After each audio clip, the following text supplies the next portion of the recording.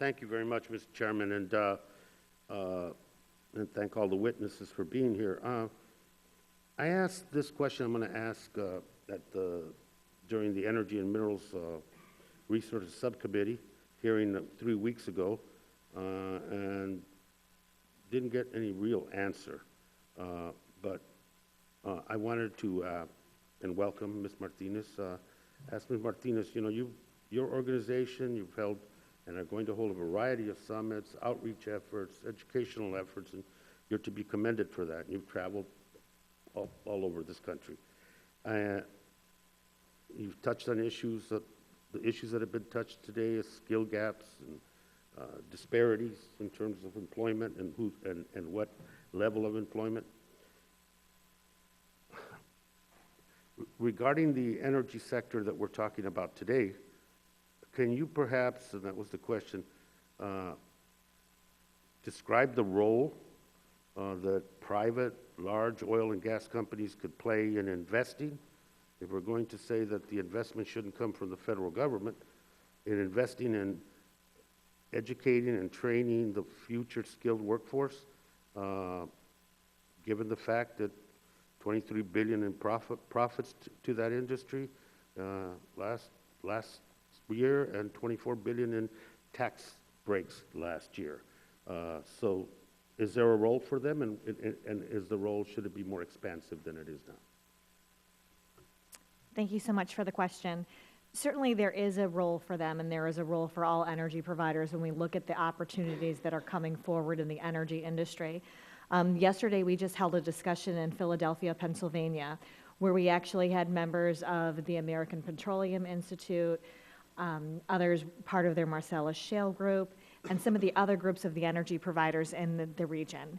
And it was very valuable so that they could take part in the discussion to make sure that they were connecting with other individuals and other job trainers. We had representation from community colleges, the skilled trades, both the steam fitters and others that are a part of that industry, and making sure that they have that connection and that conduit.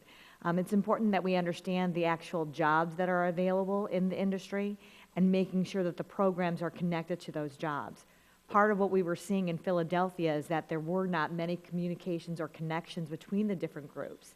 For example, the different nonprofit organizations were not communicating with each other as well, and they were not streamlining and having that conduit of information, Okay. even with the technical pieces. So that is critical. They do have a role. Is there a resource role they can contribute, i.e. money? I believe some of them do, and even in the Pennsylvania area, some of them do and are partners with others and have contributed to make that happen. Be curious to see what amount it is and where, well, maybe that's further up. We can try to find that information for you. I appreciate that. Mr. McGarvey, thank you very much for being here. Just a reaction. The House approved the Ryan budget. It had $2.7 billion in cut to Job Corps in it over 10 years. Adds up to about 80,000 slots. And as you mentioned, the need for not only the productivity side, but the workforce side needs to increase. What's your sense of those cuts? And in terms of Job Corps being a great program that trains people for non-traditional jobs, for skilled jobs, and tries to match them up with the industries. And I want to know what your sense of that is. Well, we think it's wrong-headed. While we have these discussions that we're having here today about how we're going to recruit and train the next generation workforce, how we're going to take at-risk youth and teach them a work ethic and put them, on a pathway to a secure middle-class future, Job Corps has a tremendous record of doing just that.